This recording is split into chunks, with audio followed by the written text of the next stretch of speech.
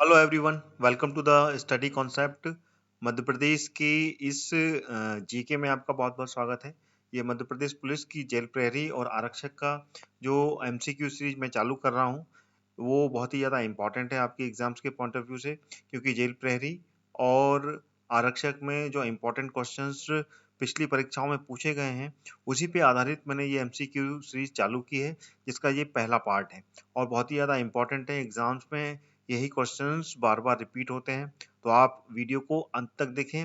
और ये सीरीज का पहला वीडियो है जो कि मैं आपके सामने लेके आया हूँ और एग्जाम्स में यही क्वेश्चंस सामान्य ज्ञान के जो कि 20 से 25 क्वेश्चंस आते हैं, तो वो सब मैंने इसमें कवर करने की कोशिश की है। हर पार्ट में मैं 20 से 25 क्वेश्चंस लेके आऊँगा और लगातार ये वीडियो सीरीज जब तक चलेगी जब तक कि ये एग्जाम्स पीईबी द्वारा कंडक्ट नहीं हो जाते हैं। तो मेरी इस सीरीज को लगातार आप देखते रहें, मेरे चैनल को लगातार आप देखते रहें, जिससे कि आपको इस एग्जाम्स को फाइट करने में काफ़ी कुछ हेल्प मिलेगी। तो जिन जिन विद्यार्थियों ने मेरा स्टडी कॉन्सेप्ट चैनल सब्सक्राइब नहीं किया है वो ऑल नोटिफिकेशन के साथ में मेरे इस चैनल को सब्सक्राइब कर लें और बेल आइकन को जरूर क्लिक करें, जिससे कि जितने भी वीडियोस हैं उनके नोटिफिकेशन आपको मिलते रहेंगे और लगातार मेरी सारी वीडियोस को देख पाएंगे। तो चलिए शुरू करता हूं मैं ये पहला वीडियो, जो कि मध्य प्रदेश की जेल प्रहरी और आरक्षक पर आधारित है। उनकी सभी क्वेश्चंस इसमें मैंने मैक्सिमम कवर किए हैं। ये पहला वीडियो है। पहला क्वेश्चन लेते हैं। पहला क्वेश्चन है, खनिज संपदा में मध्य प्रदेश का कौन सा स्थान है। ये मध्य प्रदेश पर आधारित क्वेश्चन है। तो इसमें पूछा गया है कि मिनरल्स मिनरल्स की जो रिसोर्सेस हैं उसमें मध्य प्रदेश का कौन सा नंबर लगता है। तो इसमें ये ऑप्शन दिया हुआ है, तीसरा नंबर लगता है, चौथा लगता है, या फिर पहला लगता है, या फिर पांचवा लगता है। तो इसमें से आंसर कौन सा सही होगा ये अपने को बताना है। तो आप में से किसी को अगर इसका आंसर मालूम है तो आप मुझे फटाफट बताएं। मैं आपको 2 से 5 सेकंड का समय दूंगा इसमें।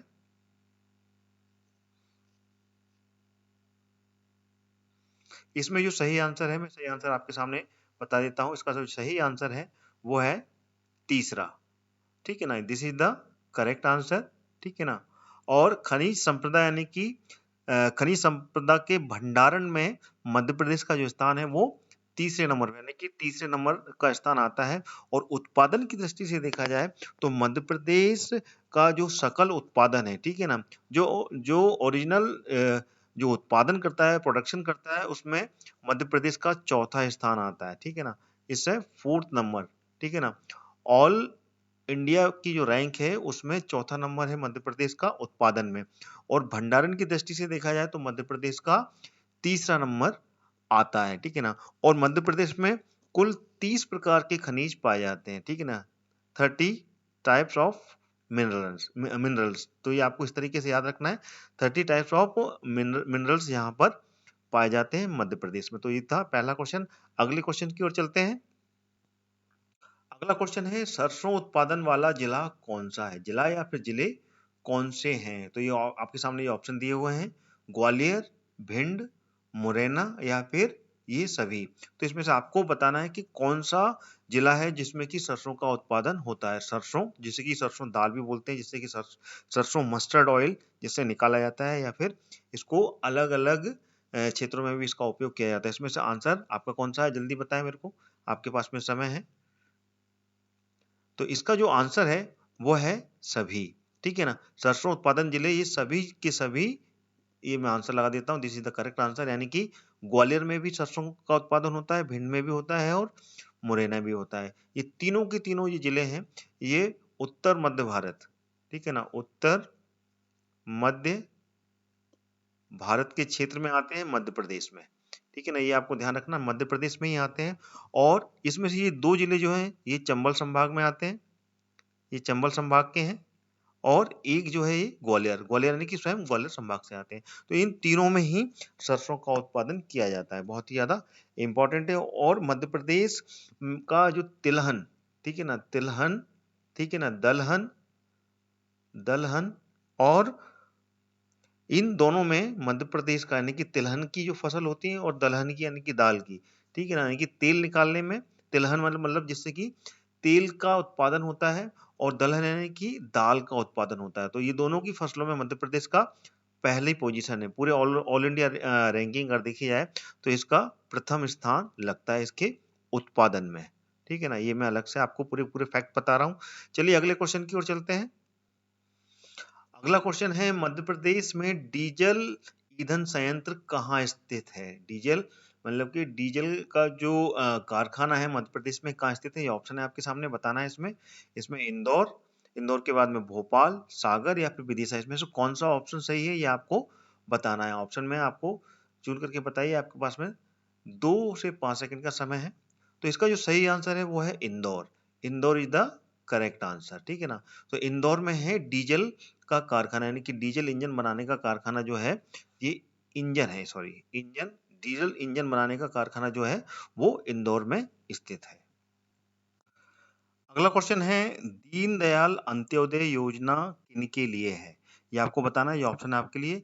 गरीब रेखा से नीचे रहने वाले लोग और परिवार के लिए, या फिर सेकंड नंबर केवल गरीब रेखा से नीचे रहने वाले व्यक्तियों के लिए, तीसरा नंबर है ऐसे लोग जिनकी वार्षिक आय 3 लाख रुपए से कम है, या फिर चौथा ऐसे परिवार जिनकी अधिकतम सदस्य संख्या है। ठीक है ना, तो इसमें से आंसर कौन सा होगा ये आपको बताना है। आपके पास में 5 सेकंड का समय है।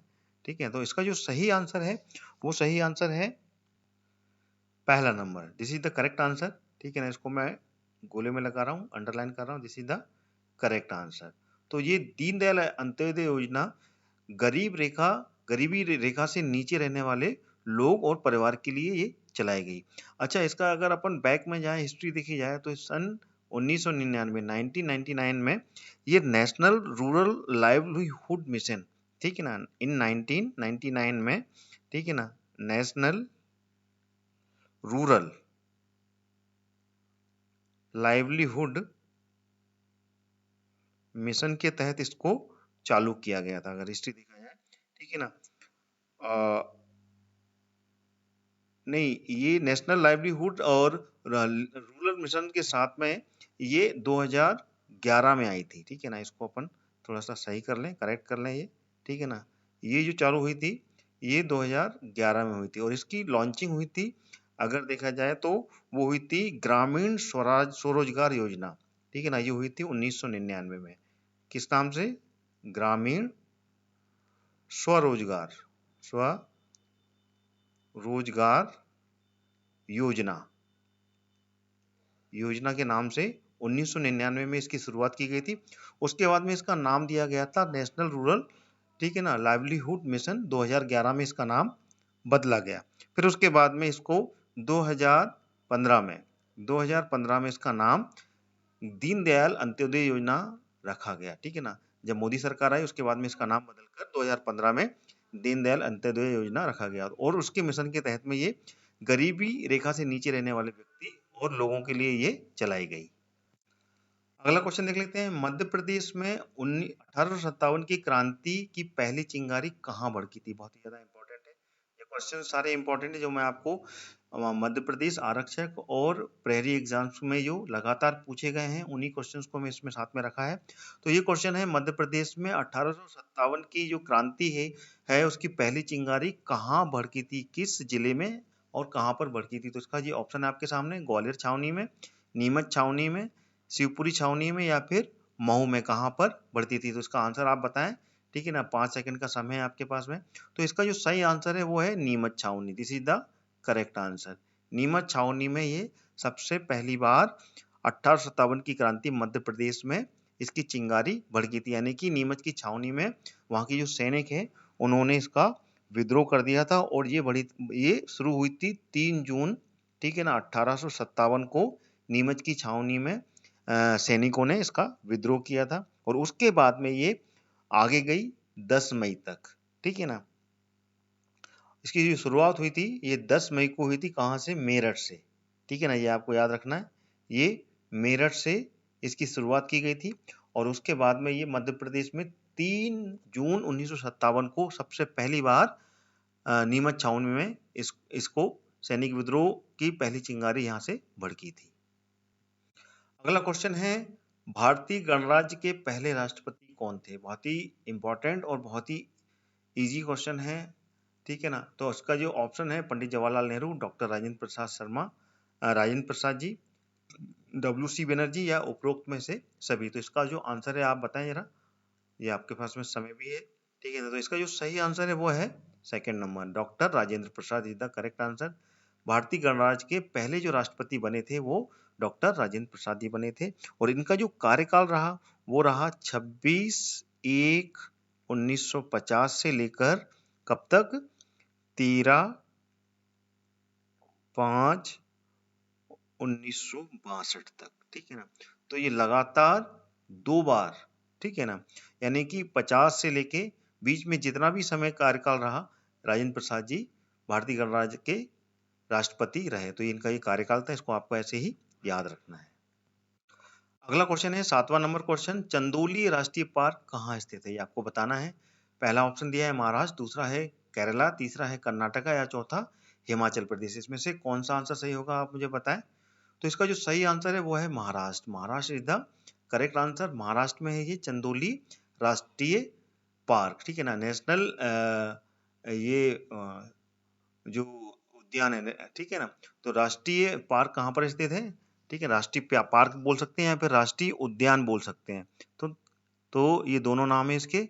राष्ट्रीय पार्क या राष्ट्रीय उद्यान कहाँ पर है ये महाराष्ट्र में। तो महाराष्ट्र में अन्य राष्ट्रीय पार्क भी हैं, जैसे पैंच है, पैंच जो कि महाराष्ट्र में भी है और मध्य प्रदेश में भी है। ये दोनों ही राज्यों में लगता है पैंच राष्ट्रीय उद्यान। और इसमें अगर देखा जाए तो मध्य प्रदेश में इसका 90% शेयरिंग है, और 10% का जो हिस्सा आता है वो महाराष्ट्र में आता है। तो ये एक ऐसा पहला राष्ट्रीय उद्यान है जो कि मध्य प्रदेश और महाराष्ट्र दोनों के बीच में इसकी सीमाएं बनती हैं, ठीक है। और इसके अलावा महाराष्ट्र में और कौन कौन से राष्ट्रीय उद्यान है, एक है तंसा राष्ट्रीय उद्यान, और दूसरा है बोरेवली, ठीक है ना। बोरेवली राष्ट्रीय उद्यान है, राष्ट्रीय पार्क, ठीक है। तो इसको आपको ऐसे याद रखना है। ये 3 राष्ट्रीय उद्यान है जो कि महाराष्ट्र में अलग से आते हैं। अगला क्वेश्चन है 8वां क्वेश्चन, तमिलनाडु में निम्न में से कौन सा परमाणु संयंत्र है। तमिलनाडु जो राज्य है उसमें कौन सा परमाणु संयंत्र स्थित है, ये आपको बताना है। पहला है ऑप्शन आपके सामने तारापुर, दूसरा है नरोरा, तीसरा है रावत भाटा या फिर चौथा कुंडन कुलम। तो इसमें से ऑप्शन कौन सा सही होगा आप मुझे बताएं, ठीक है। तो इसका जो सही आंसर है वो है चौथा नंबर, ठीक है ना, कुंडन coulomb. This is the correct answer, जो कि तमिलनाडु में है ये परमाणु संयंत्र, ठीक है ना। इसके अलावा अन्य जो है, जैसे कि इसमें ये तारापुर है, ये तारापुर कहाँ पे है, ये महाराष्ट्र में है। और रावत भाटा ये कहाँ पर है, ये है राजस्थान में। तो ये अन्य ऑप्शन भी आपके सामने मैं बता रहा हूँ। All these are very important, इसको आप कैसे भी याद कर सकते हैं, बार बार इसको दोहराएंगे तो ये याद हो जाएगा। अगले क्वेश्चन की ओर चलते हैं। अगला क्वेश्चन है 9वां क्वेश्चन, रमन मैग्सेसे अवार्ड प्राप्त करने वाले पहले भारतीय व्यक्ति कौन थे, उनका नाम आपको बताना है। ये ऑप्शन है आपके सामने, आचार्य विनोबा भावे, सैफुद्दीन किचलू या फिर श्यामा प्रसाद मुखर्जी या अब्दुल कलाम आजाद। इसमें से कौन सा ऑप्शन सही है आप मुझे फटाफट बताएं। इसका जो सही आंसर है वो है आचार्य Vinoba Bhave. This is the correct answer. यही पहले व्यक्ति थे जिन्होंने कि भारतीय, ठीक है ना, ये आपको रखना, पहले भारतीय व्यक्ति जो थे वो आचार्य विनोबा भावे थे, जिनको कि रमन मैग्सेसे अवार्ड प्राप्त हुआ था, ठीक है। और रमन मैग्सेसे अवार्ड की शुरुआत कब हुई थी, 1958 में इसकी शुरुआत की गई थी। आइए मैं आपको जानकारी देना चाहता हूँ अनअकैडमी के बारे में। अनअकैडमी के ऐप के थ्रू आप लाइव फ्री क्लासेस भी अटेंड कर सकते हैं और लाइव फ्री टेस्ट भी अनअकैडमी के द्वारा आप दे सकते हैं, ठीक है ना, लाइव टेस्ट। अच्छा, इसको आप शुरू कैसे कर सकते हैं, how to start the learning at Unacademy. उसके लिए आपको इंस्टॉल करना पड़ेगा अनअकैडमी लर्निंग ऐप, जो कि आपको प्ले स्टोर पे मिल जाएगा। देन उसके बाद में आपको लॉगिन करना पड़ेगा आपके ईमेल आईडी से या फ़ोन नंबर से। उसके बाद में आपको चूज़ करना पड़ेगा एमपीपीएससी व्यापम, जिससे कि आप व्यापम और एमपीपीएससी की जितनी भी जो भी एग्जाम्स होते हैं उन सभी की तैयारी आप अनअकैडमी के द्वारा कर सकते हैं। और साथ ही साथ में आप एनरोल कर सकते हैं फ्री लाइव क्लास के लिए to get the notification to attend them, ठीक है ना। तो ये उसका पार्ट है, जिस तरीके से आप इसको कैसे स्टार्ट कर सकते हैं अनअकैडमी के साथ में अपनी क्लासेस को। अनअकैडमी में फ्री लाइव क्लासेस भी हैं और डेमो क्लासेस भी अनअकैडमी आपको देता है, और साथ ही साथ में फ्री लाइव टेस्ट भी देता है, जिसमें कि आप पूरी तरीके से लाइव टेस्ट लगा सकते हैं। फ्री लाइव टेस्ट क्लास जो अनअकैडमी आपको प्रोवाइड करता है, उसमें जो फीचर्स हैं वो इस तरीके से हैं कि आप क्वेश्चंस के जो भी आपको डाउट लगते हैं उनको आप कमेंट बॉक्स में क्वेश्चंस में यहाँ पे कमेंट कर सकते हैं और साथ में आप वहाँ पे सबमिट कर दें तो आपके डाउट वहाँ पे at the same time clear होंगे। साथ ही साथ में आप attempt poll in the live chat में आप अपने पोल्स को भी सबमिट कर सकते हैं। जो भी आपके क्वेश्चंस हैं उस क्वेश्चंस में आप A, B, C, D इस तरीके से लगा के अपने पोल सबमिट कर सकते हैं और साथ ही साथ में आपको एक फीचर ये भी है कि आप वहां से PDF भी डाउनलोड कर सकते हैं। इसके जो फीचर्स हैं उसमें every test is followed by the score card and review of performance with the solutions. तो उस तरीके से आप फॉलो करेंगे और उसकी परफॉर्मेंस और सॉल्यूशंस आपको मिलेंगे। साथ ही साथ में every test has paper analysis session by top educators with the live free classes. जो टॉप एजुकेटर्स हैं वो आपको पूरे का पूरा पेपर का एनालिसिस भी देंगे। साथ ही साथ में इसमें आपके मॉक टेस्ट की भी फैसिलिटी है जिसमें कि आप MPPSC, MP police constable, MPSI और MP जेल प्रहरी के भी आप मॉक टेस्ट ला सकते हैं। इसमें आप डेली टेस्ट भी दे सकते हैं जिसमें कि आपके 20 क्वेश्चंस होंगे जिनको कि सॉल्व इन 30 मिनट में आपको सॉल्व करना पड़ेगा, जो कि आपके लिए एक अलग तरीके का प्रैक्टिस सेट भी प्रोवाइड कराता है अपना अनअकैडमी। अनअकैडमी में दो फीचर्स हैं, एक तो फ्री क्लासेस हैं और दूसरा है प्लस क्लासेस। तो इन दोनों में जो डिफरेंस है वो क्या है आप देख सकते हैं। अगर प्लस क्लासेस वाला आप इसमें सब्सक्रिप्शन लेते हैं तो उसके डिफरेंसेस क्या हैं और फ्री क्लासेस में क्या है। फ्री क्लासेस में सिर्फ लिमिटेड सिलेबस कवर रहेगा, लेकिन प्लस क्लासेस में आपका कंप्लीट सिलेबस कवर रहेगा। ओकेजनल प्रैक्टिस सेट रहेंगे यहाँ फ्री क्लासेस में, यहाँ पे अनलिमिटेड प्रैक्टिस सेट आपको प्रोवाइड होंगे।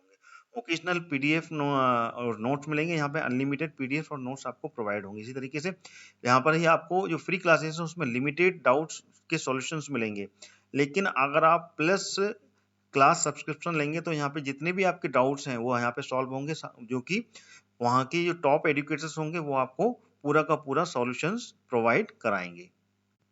साथ ही साथ अभी साथ में ही इन्होंने चालू किया है अनअकैडमी का वर्चस्व नाम से, जो करंट अफेयर्स है। करंट अफेयर्स के लिए आपको अर्धमासिक समसामयिक पत्रिका, ठीक है ना, अक्टूबर भाग 1 अक्टूबर 2020 का वो आपको यहाँ पे उपलब्ध होगा, ठीक है ना। ये प्लस सब्सक्रिप्शन में ही उपलब्ध होगा। और साथ ही साथ में आपको अनअकैडमी प्रस्तुत करता है फ्री ये प्रैक्टिस क्वेश्चन सीरीज, ठीक है ना, जिसमें कि आप प्रैक्टिस करेंगे और आपकी तैयारी के लिए इसमें हजारों प्रश्नों का ये पूरा बैंक उपलब्ध होता है जिसमें कि आप पूरे के पूरे क्वेश्चंस की प्रैक्टिस कर सकते हैं। लेकिन ये आपको प्लस सब्सक्रिप्शन में ही, ठीक है ना, प्लस सब्सक्रिप्शन में ही ये मौजूद होगा ये सारे फीचर्स। अनअकैडमी के जो बेचेस हैं वो कब से चालू हो रहे हैं, जैसे कि 2 अक्टूबर से ये चालू हो चुके हैं। 2 अक्टूबर, 7 अक्टूबर, 10 अक्टूबर, ठीक है ना, 21 अक्टूबर, 30 अक्टूबर। तो ये सारे के सारे आपके कोर्सेज हैं जो कि आपके लगातार स्टार्ट हो चुके हैं, तो आप इसको ज्वाइन कर सकते हैं जो कि प्लस सब्सक्रिप्शन में आपको मिल जाएगा। नवंबर में कोर्सेज चालू होंगे। 3 नवंबर से MPSI का बैच चालू होगा, इसी तरीके से MPPSC के बैच चालू होंगे। तो लगातार ये बैचेस चालू हो रहे हैं, आप इन सभी बैचेस को ज्वाइन कर सकते हैं प्लस सब्सक्रिप्शन के अकॉर्डिंग, और साथ में फ्री भी है। तो आपको जो आपको सूट लगता है उस तरीके से आप उसकी स्टार्ट कर सकते हैं। तो ये है पूरा का पूरा admission fees for plus subscriptions के लिए। आपको जो ज्वाइन करना है MPPSC व्यापम्स के ये पूरे सब्सक्रिप्शन की लिस्ट है। आपका first month, 3 month, 6 month, 12 month और 24 मंथ्स के लिए ये पूरा का पूरा आपके पास में फीस स्ट्रक्चर नीचे मौजूद है। तो इसमें आप अगर आपको अप्लाई करना है, अगर इसमें कोड अप्लाई करेंगे then you will get the 10% off the admission fees. तो इसका जो कोड है आपको डिस्क्रिप्शन बॉक्स में मिल जाएगा, वहां से आप उस कोड को डालेंगे यहाँ पे, तो जो भी आपका कोर्सेस आप चूज करेंगे उसमें आपको 10% का एडमिशन में डिस्काउंट मिलेगा। आइए अब चलते हैं अगले क्वेश्चन की ओर। भारत की यात्रा करने वाला पहला चीनी यात्री कौन था? ये ऑप्शन आपके सामने है ना, फायान था या हेवन तिनसांग था, सिंचिन या उपरोक्त में से कोई नहीं। तो ये ऑप्शन है आपके सामने, इसमें से कौन सा ऑप्शन सही है आप बताइए मेरे को। तो इसका जो सही आंसर है वो है पहला number Phyan. Phyan is the correct answer. Phyan था जो कि भारत में सबसे पहले चीनी यात्री बना, और ये आया था चंद्रगुप्त द्वितीय, ठीक है ना, जो गुप्त नरेश था, गुप्त वंश का था ये, गुप्त वंश का जो राजा था चंद्रगुप्त द्वितीय, चंद्रगुप्त द्वितीय था, उसके कार्यकाल में, उसके राज के समय में ये भारत में आया था और भारत के दरबार में यहाँ पे आके इसने भारत की यात्रा की थी। तो इतना ही आपको याद रखना है। चंद्रगुप्त द्वितीय जो कि गुप्त वंश का राजा था, उस समय ये फयान ने भारत की यात्रा की थी, जो कि एक चीनी यात्री था। अगला क्वेश्चन है 11वां क्वेश्चन, भारतीय तटरक्षक बल का मुख्यालय कहाँ स्थित है? पटना, मुंबई, नई दिल्ली या फिर बेंगलुरु? इसमें से कौन सा ऑप्शन सही है, आप बताएं। तो इसका जो सही आंसर है वो है नई दिल्ली। नई Delhi is the correct answer, नई दिल्ली में है। भारतीय तटरक्षक बल का मुख्यालय कहाँ पर है? नई दिल्ली में। और इसकी स्थापना कब हुई थी? 1978 में। 1978 में इसकी स्थापना की गई थी। तो इस तरीके से आपको इसको याद रखना है। अगला क्वेश्चन है 12वां क्वेश्चन, अग्नि, पृथ्वी, ब्रह्मोस ये सभी डीआरडीओ भारत द्वारा निर्मित के उदाहरण है। किस चीज के उदाहरण है ये? ठीक है ना, ये ऑप्शन है आपके सामने, मिसाइल प्रणाली, पोत, विमान या फिर मशीन गन। तो इसमें से कौन सा आंसर सही है, आप बताएं। तो इसका जो सही आंसर है वो है मिसाइल प्रणाली, या फिर इसको बोलते हैं मिसाइल सिस्टम। ठीक है ना, तो ये मिसाइल सिस्टम या फिर मिसाइल प्रणाली का ही एक उदाहरण है। और ये डीआरडीओ जो कि भारत का एक मिसाइल सिस्टम या फिर वेपन सिस्टम के लिए पूरी संस्था है, उनके द्वारा इसको निर्मित किया गया है, बनाया गया है। अगला क्वेश्चन है, भारत के किस गवर्नर जनरल ने इलाहाबाद और कारा को अवध के नवाब के हाथों बेच दिया था? जो अवध के नवाब हैं उनके हाथों में बेच दिया था, किस कौन से गवर्नर जनरल थे? तो ये ऑप्शन है आपके सामने, Warren Hasting, Lord Cornwallis, Lord Wellesley या फिर रॉबर्ट क्लाइव। तो इसमें से कौन सा आंसर सही है, आप ऑप्शन में बताएं मेरे को। तो इसका जो सही आंसर है वो है Robert Clive. Robert Clive is the correct answer. Robert Clive जो है वो इसका करेक्ट आंसर है। ठीक है ना, ये Robert Clive is the correct answer. और रॉबर्ट क्लाइव का जो कार्यकाल था वो 2 बार, भारत के 2 बार ये गवर्नर जनरल बने थे। कब बने थे ये? सन 1758 से लेके 1860, यानी कि 2 साल यहाँ पर रहे, 2 इयर्स। और उसके बाद में सन 1764 से लेके 1767 तक, तो ये 2 बार भारत के गवर्नर जनरल बने थे। और इन्होंने ही इलाहाबाद और कारा को अवध के जो नवाब हैं उनके हाथों में इसको बेच दिया था। आपको कमेंट में बताना है, क्वेश्चन मैं आपको पूछ रहा हूं कि वो अवध के कौन से नवाब थे जिनके हाथों में गवर्नर जनरल रॉबर्ट क्लाइव ने ये दोनों शहर इलाहाबाद और कारा को बेचा था। कमेंट्स करके मुझे बताएं ये इसका कौन सा आंसर सही है। वो कौन से नवाब थे, उनका नाम बताएं मेरे को। अवध के नवाब जिनके हाथों में ये गवर्नर जनरल रॉबर्ट क्लाइव ने इलाहाबाद और कारा को बेचा था। अगला क्वेश्चन है 14वां क्वेश्चन, कभी महात्मा गांधी के सहयोगी रहे निम्न में से किसने उनसे अलग होकर एक उग्र आंदोलन की शुरुआत की थी? ये ऑप्शन है आपके सामने, पी त्यागराज सेठी, छत्रपति महाराज, वी रामास्वामी नायकर या फिर ज्योतिराव गोविंद राव फूले। तो इसमें से कौन सा आंसर सही है, आप कमेंट करके बताएं मेरे को। इसका आंसर कौन सा सही है? तो इसका जो सही आंसर है वो है V Ramaswamy Naicker. This is the correct answer. यही वो व्यक्ति थे जिन्होंने कि महात्मा गांधी से अलग होकर एक उग्र आंदोलन की, ठीक है ना, एक उग्रवादी आंदोलन की इन्होंने शुरुआत की थी। अगला क्वेश्चन है, सीमांत गांधी किसका नाम था? ये ऑप्शन आपके सामने, खान अब्दुल गफ्फार खान, दूसरा है विनोबा भावे, तीसरा है महात्मा गांधी, या इनमें से कोई नहीं। ऑप्शन में से बताएं आप कमेंट करके मुझे कौन सा आंसर इसका सही है। थोड़ा समय दे रहा हूं मैं आपके लिए। तो इसका जो सही आंसर है वो है Khan Abdul Ghaffar Khan. This is the correct answer. Khan Abdul Ghaffar Khan को ही सीमांत गांधी का उपनाम दिया गया था। अगला क्वेश्चन है 16वां क्वेश्चन, स्वतंत्र भारत के पहले विदेश मंत्री कौन थे? ठीक है ना, जो पहला विदेश मंत्री बना वो कौन बना था? ये ऑप्शन है आपके सामने, जवाहरलाल नेहरू, गुलजारी लाल नंदा, लाल बहादुर शास्त्री या फिर जॉन मथाई। इनमें से कौन था जो कि स्वतंत्र भारत का पहला विदेश मंत्री बना था? ये ऑप्शन है, मेरे को कमेंट करके बताएं इसमें से आंसर कौन सा सही है। थोड़ा सा समय दे रहा हूं आपके लिए।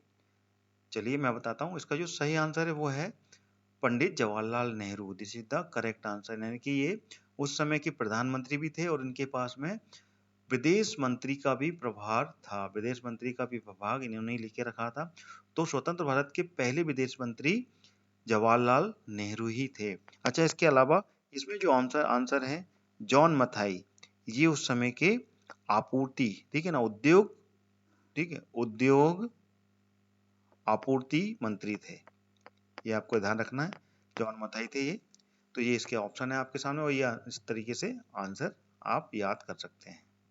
अगला क्वेश्चन है 17वां, चीन ने अपनी महत्वाकांक्षी अंतर महाद्वीप मैरीटाइम सिल्क रोड जिसे बोलते हैं एमएसआर परियोजना की शुरुआत की है। निम्नलिखित में से किन 3 दक्षिण पूर्व एशिया के देशों से होकर ये गुजरेगी? ये ऑप्शन है आपके सामने, Vietnam, Japan, Indonesia. Vietnam, Myanmar या मलेशिया। तीसरा है इंडोनेशिया, थाईलैंड या फिर म्यांमार। और चौथा ऑप्शन है आपके सामने वियतनाम, थाईलैंड और मलेशिया। तो इसमें से कौन सा ऑप्शन सही है मेरे को बताएं कमेंट्स करके, मैं आपका इंतजार कर रहा हूँ आंसर का। तो इसका जो सही आंसर है वो चौथा number, 4th number is the correct answer. कौन कौन से देश से होकर गुजरेगी ये? कौन सी? एमएसआर, अंतर महाद्वीप मैरीटाइम सिल्क रूट के नाम से, यानी कि जैसे एमएसआर नाम की ये परियोजना है और ये 3 देश वियतनाम, थाईलैंड और मलेशिया से होकर गुजरेगी। ये इसका सही आंसर है। अगला क्वेश्चन है निम्नलिखित में से किस देश ने हाल ही में अपना अब तक का सबसे बड़ा मिसाइल युद्धपोत उतारा है? ठीक है ना, जिसका नाम है तुओ चियांग। तो इसमें से कौन सा देश है जिसने की अभी हाल ही में सबसे बड़ा, ठीक है ना, जापान, चीन, दक्षिण कोरिया या ताइवान? ठीक है, इसमें से आंसर कौन सा सही है, आप मुझे आंसर करके बताएं। और ये पिछले क्वेश्चंस में पूछे गए हैं, ये वही क्वेश्चन है। तो इसमें से उस समय का जो क्वेश्चन है ये, तो इसका जो सही आंसर है वो है ताइवान। ठीक है ना, तो उस समय ये 2015 का क्वेश्चन है। 2015 में ये क्वेश्चन बना था, उसके उस समय के एग्जाम का है। तो उस समय इन्होंने अपना खुद का सबसे बड़ा पोत यानी कि मिसाइल युद्धपोत, यानी कि मिसाइल टेक्नोलॉजी से लैस युद्धपोत समुद्र में उतारा था, जो कि ताइवान देश है, जिसका कि नाम था तुओ चियांग। अगला क्वेश्चन 19वां क्वेश्चन, ये भी 2015 में पूछा गया। 2015 की जील प्रेरी का ये क्वेश्चन है। यूरोपीय अंतरिक्ष एजेंसी ने हाल ही में कोमेट पर सबसे पहला लैंडर स्थापित कर इतिहास बनाया है। उस लैंडर का नाम बताएं। फिनिक्स, लूनार, फिले या फिर मोरफियस? तो इसमें से कौन सा आंसर सही है, आप मुझे कमेंट करके बताएं। तो इसका जो सही आंसर है वो है 3rd नंबर, ठीक है ना, फिले। फिले नाम का ये कॉमेट था जो कि पहला लैंडर इन्होंने स्थापित किया है। ठीक है ना, कौन सी एजेंसी? यूरोपीय अंतरिक्ष एजेंसी है। ठीक है ना, इसका लैंडर का नाम है फिले, जिन्होंने की पहला लैंडर कॉमेट स्थापित किया है। अगला है 20वां क्वेश्चन, विश्व पर्यावरण दिवस किस तारीख को मनाया जाता है? ये ऑप्शन है आपके सामने, 5 जून, 2 अक्टूबर, 10 नवंबर या फिर 19 नवंबर। तो इसमें से कौन सा ऑप्शन सही है, मुझे आंसर से बताएं जरा कमेंट करके, आपके लिए समय दे रहा हूं मैं। तो इसका जो सही उत्तर है वो है 5 जून।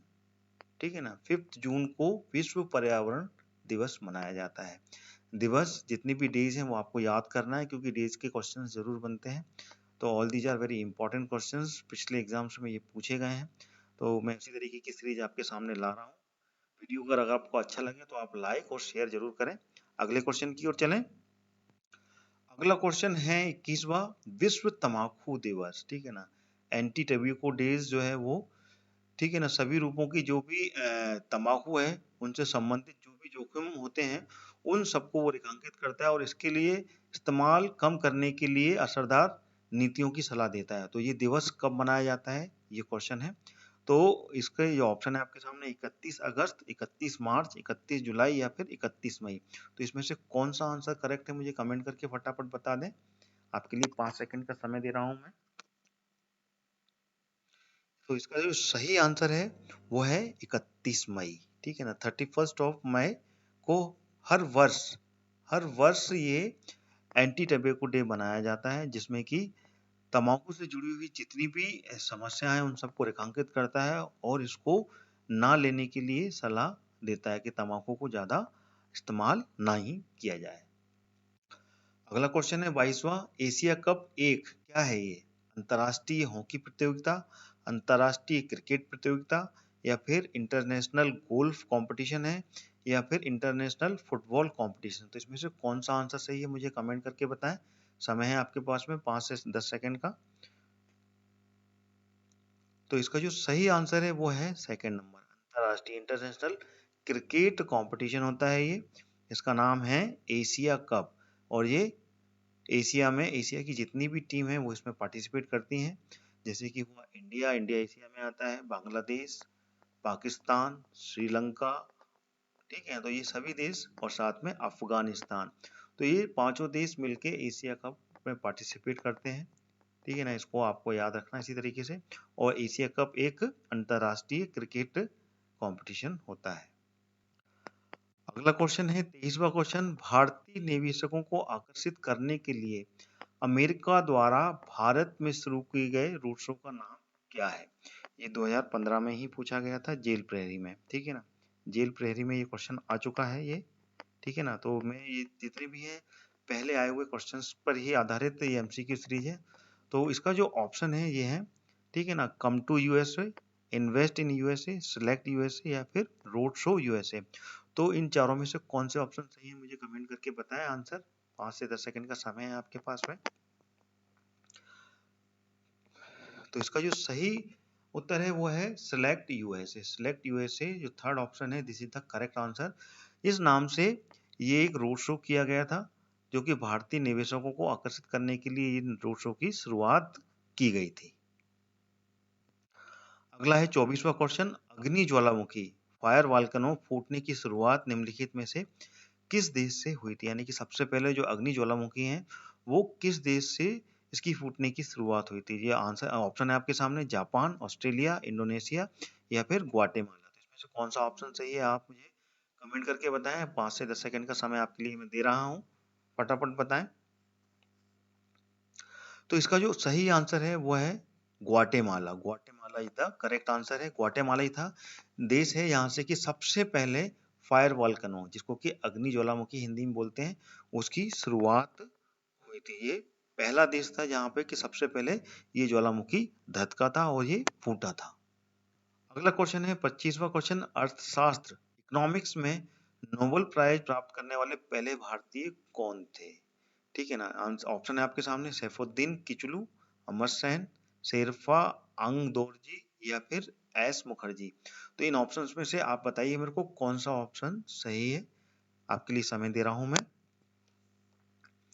तो इसका जो सही उत्तर है वो है Amartya Sen. Amartya Sen is the correct answer. ये पहले भारतीय थे जिनको कि इकोनॉमिक्स, जिसको कि हिंदी में अर्थशास्त्र बोलते हैं, अर्थशास्त्र में इसको नोबेल प्राइज मिला था। और ये कब मिला था? 1998 में।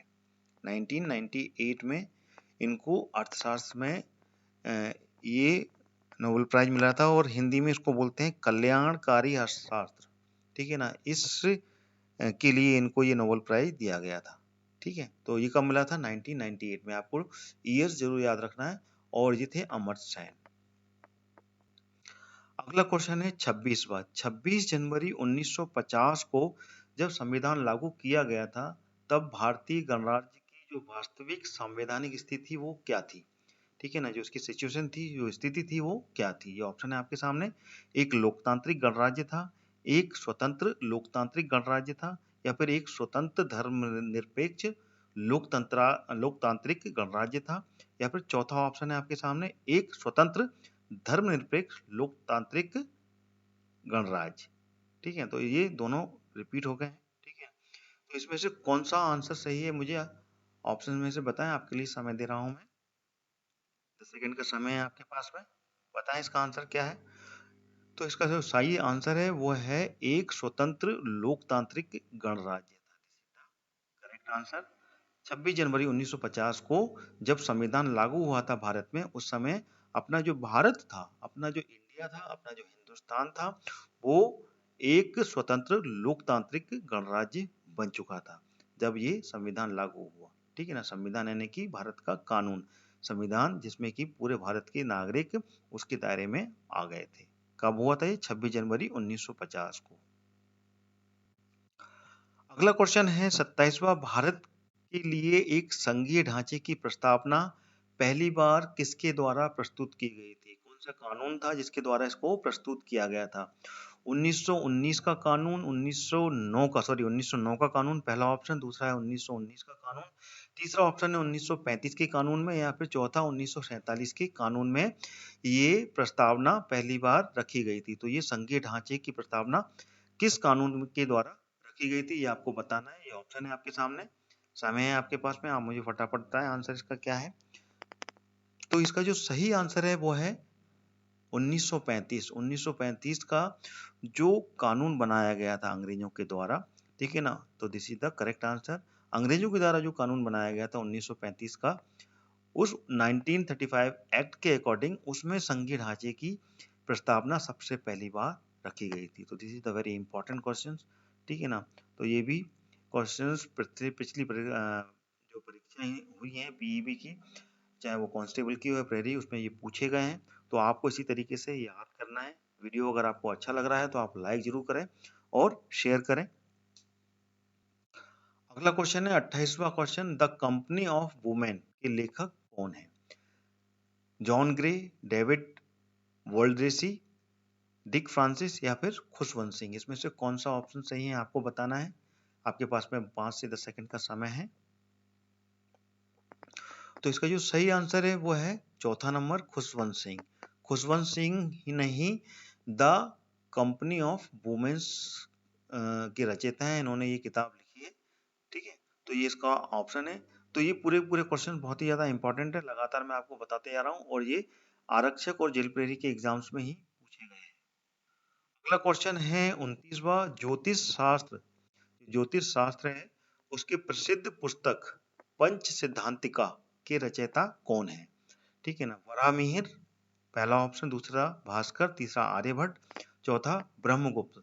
तो इसमें से कौन सा ऑप्शन सही है मुझे बताएं। आपके पास में समय है। तो इसका जो सही आंसर है वो है first number, Varahamihira. Varahamihira is the correct answer. इन्होंने ही ज्योतिष शास्त्र के ऊपर में इस बुक को लिखा है। और जितने भी इतिहास में जितने भी राइटर्स रहे हैं बहुत ही ज्यादा इंपॉर्टेंट है, उन सभी को आपको ऐसे ही याद करना पड़ेगा। पंच सिद्धांतिका के रचयिता है ये। तो आने वाली जितनी भी एमसीक्यू सीरीज होंगी उसमें कहीं ना कहीं पे एक आध क्वेश्चंस आपको राइटर्स का और इस तरीके से मिक्सअप रहेंगे। तो और ये पूरे के पूरे क्वेश्चंस पिछली क्वेश्चन एग्जाम्स में पूछे गए हैं। बार बार दोहरा रहा हूँ, बहुत ही इंपॉर्टेंट है, और इनमें से क्वेश्चंस बार बार रिपीट होते हैं। तो लगातार मेरी एमसीक्यू को आपको देखना है। तो ये पहला वीडियो है, इसके बाद में अगला वीडियो भी आएगा, लगातार आएंगे जब तक कि ये एग्जाम्स कंडक्ट नहीं हो जाते हैं 2020 के, ठीक है। तो लगातार आप इसको देखते रहिए। अगला क्वेश्चन है 30वां, लाइफ ऑफ पाई पुस्तक के लेखक कौन है? यान मार्टेल, रोहिंटिंग मिस्ट्री, केन फॉलेट, या फिर एमजे अकबर। तो इसमें से कौन सा आंसर सही है, आप ऑप्शन में से बताएं मेरे को।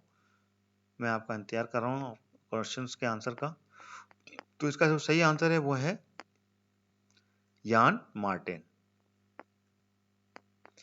यान Martin is the correct answer, ठीक है ना। इन्होंने ही लाइफ ऑफ पाई की पुस्तक लिखी है, जिसपे मूवी भी बन चुकी है लाइफ ऑफ पाई, जिसमें कि स्वर्गीय इरफान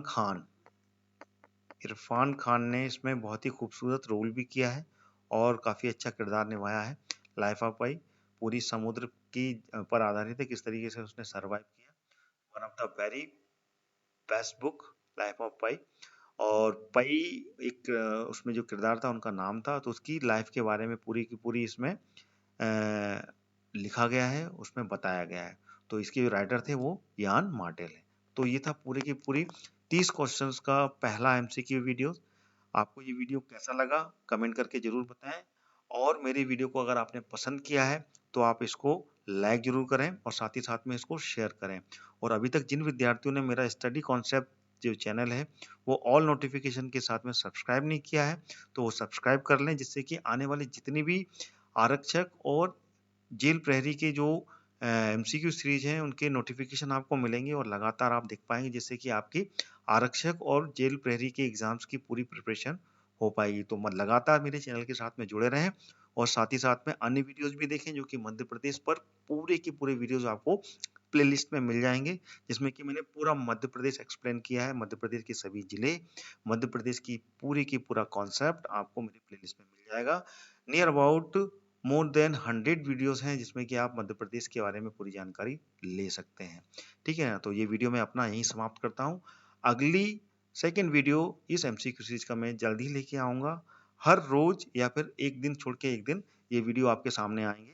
लगातार मेरी वीडियोस के साथ में जुड़े रहिए। इसी के साथ अपना वीडियो मैं समाप्त करता हूँ। जय हिंद, जय भारत।